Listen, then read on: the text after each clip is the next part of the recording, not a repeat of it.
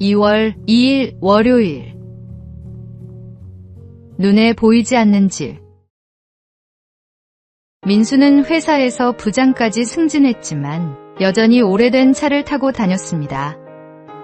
주변에서는 이제 바꿀 때가 되지 않았느냐고 말했지만 그는 굳이 서두르지 않았습니다. 차에 큰 불편이 없었고 무엇보다 다른 곳에 마음을 두고 있었기 때문입니다. 그는 매달 일정 금액을 나누는 삶을 선택했습니다.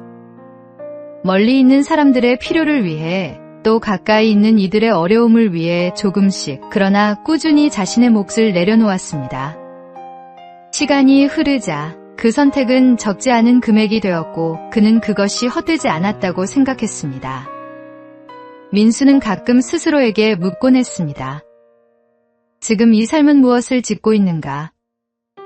눈에 보이는 것을 위해서인지 아니면 눈에 보이지 않는 집을 향한 준비인지 말입니다. 우리는 종종 더 나은 조건, 더 좋아 보이는 것에 마음을 씁니다. 그러나 삶의 방향은 소비의 크기가 아니라 어디에 마음을 두고 사느냐에 따라 결정됩니다. 보이지 않는 선택들이 모여 언젠가 우리가 머물 집을 이루게 됩니다. 오늘 하루 내 시간과 내 수고와 내 마음은 어느 집을 향해 쌓이고 있는지 돌아보게 됩니다. 오늘의 말씀. 내 손이 이를 얻는 대로 힘을 다하여 할지어다. 내가 장차 들어갈 수월에는 일도 없고 계획도 없고 지식도 없고 지혜도 없음이니라. 오늘의 만나. 세상의 것에 마음을 두지 말고 하늘에 속한 것을 바라보며 살아가는 하루가 되기를 소망합니다.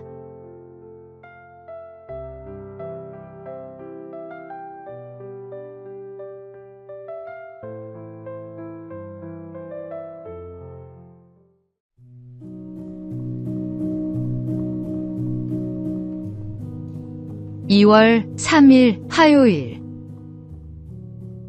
변신과 합체. 한 이등병이 장군을 태우고 떨리는 손으로 운전을 시작했습니다. 출발하겠습니다.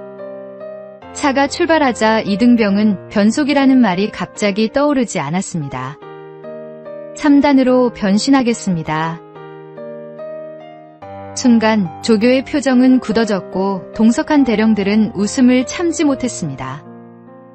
하지만 장군은 표정 하나 변함없이 침묵을 지켰습니다. 긴 시간이 지나 목적지에 도착했습니다. 장군이 운전병을 불러 조용히 물었습니다.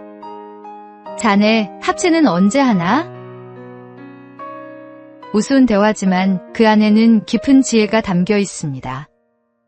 장군은 부하의 실수를 공개적으로 지적하거나 망신 주지 않았습니다. 오히려 유머로 긴장을 풀어주며 따뜻하게 감싸 안았습니다. 사람은 누구나 실수합니다. 긴장된 순간 중요한 자리에서 더욱 그렇습니다.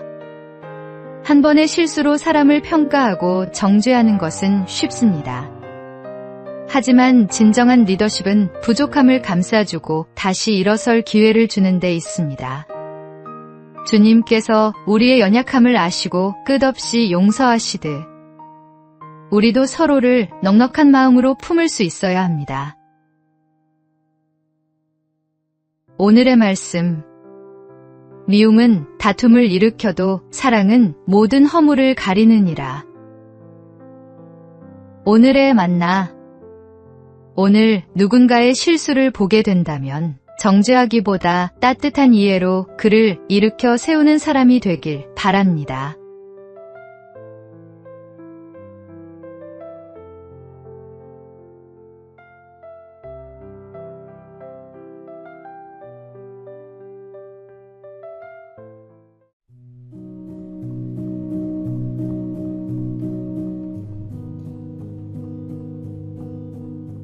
(2월 4일) 수요일. 마음의 건강. 최근 한 연구 결과가 흥미롭습니다. 의료 인프라가 탄탄한 수도권에서는 신체 건강을 잘 관리할 수 있지만 정신 건강은 오히려 비수도권이 나을 수 있다고 합니다. 서울 강남 지역의 경우 걷기와 운동 실천 비율은 최상위권이지만 우울증 환자 수는 전국 평균의 2~3배에 달했습니다. 가혹한 경쟁과 극단적 비교 문화가 원인으로 지목되었습니다. 반면 경북 예천, 전남 복성과 같은 비수도권 중소도시는 의료 인프라가 부족했지만 정신건강 지수는 전국 최상위권을 기록했습니다. 주민들이 느끼는 우울감과 스트레스가 가장 낮았습니다. 진정한 건강은 단순히 육체의 안녕만이 아니라 마음의 평안에서 비롯됩니다. 예수님께서는 먼저 그의 나라와 그의 의를 구하라고 말씀하셨습니다. 세상의 기준으로 더 나은 것을 추구하다 보면 정작 중요한 마음의 평화를 잃을 수 있습니다. 하나님 안에서 참된 안식을 누릴 때 우리는 비로소 영혼과 육체가 함께 건강한 삶을 살아갈 수 있습니다. 오늘의 말씀. 평안을 너희에게 끼치노니 곧 나의 평안을 너희에게 주노라.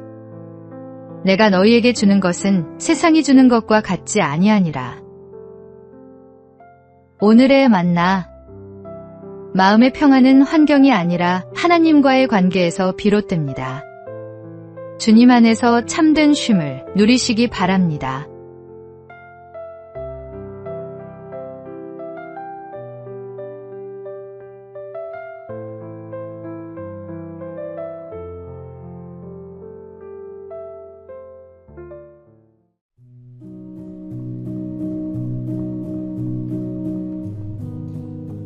(2월 5일) 목요일. 예상하지 못한 화살. 한쪽 문밖에 없는 암사슴이 바다 근처에서 풀을 뜯고 있었습니다. 사슴은 늘 공격받을 위험을 줄이기 위해 육지 쪽을 향해 시선을 고정하고 있었습니다. 사냥꾼들이 다가올 수 있는 방향이었기 때문입니다. 그러나 위협은 예상하지 못한 곳에서 찾아왔습니다.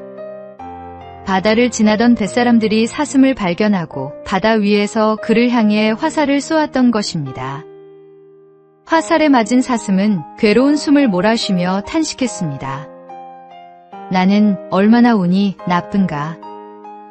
내 몸을 지켜줄 것이라 여겼던 바다에서 적을 만나다니. 문제는 대개 우리가 경계하지 않는 방향에서 찾아옵니다. 방심한 자리에 화살이 날아옵니다. 우리는 종종 사람을 경계합니다. 말 한마디, 시선 하나에도 상처받을까 조심합니다. 그러나 정작 가장 쉽게 무너지는 곳, 바로 자신의 마음에 대해서는 방심합니다.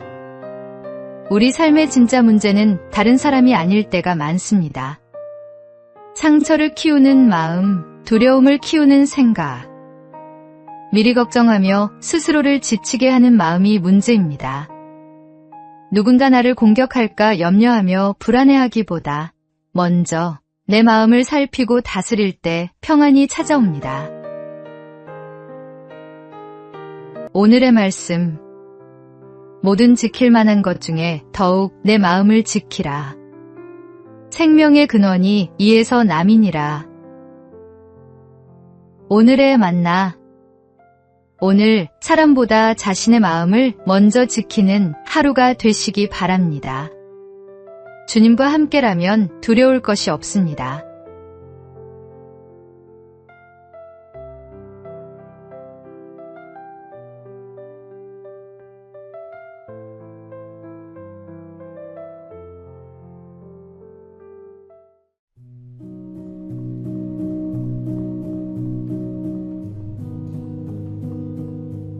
(2월 6일) 금요일.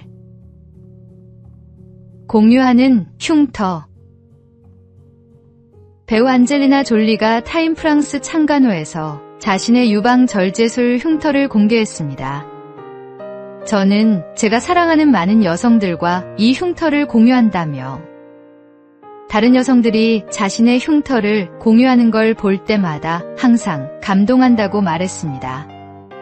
졸리는 2013년 암 예방을 위해 양쪽 유방 절제술을 받았고 2015년에는 양쪽 난소 절제술까지 받았습니다.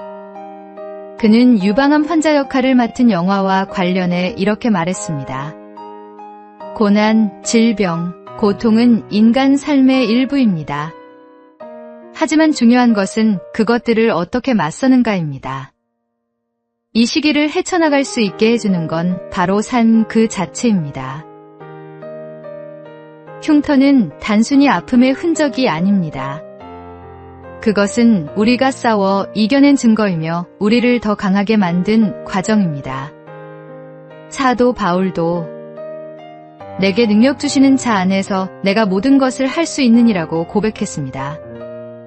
우리 각자에게는 보이는 흉터든 보이지 않는 흉터든 삶의 상처가 있습니다. 그러나 그 흉터를 숨기지 않고 나눌 수 있는 용기가 있을 때 우리는 같은 아픔을 겪는 이들에게 희망이 됩니다. 오늘의 말씀, 내 은혜가 내게 족하도다. 이는 내 능력이 약한 데서 온전하여짐이라. 오늘의 만나, 당신의 흉터는 약함의 표시가 아닌 강함의 증거입니다. 주님께서 함께 하시기에 모든 것을 이겨낼 수 있습니다.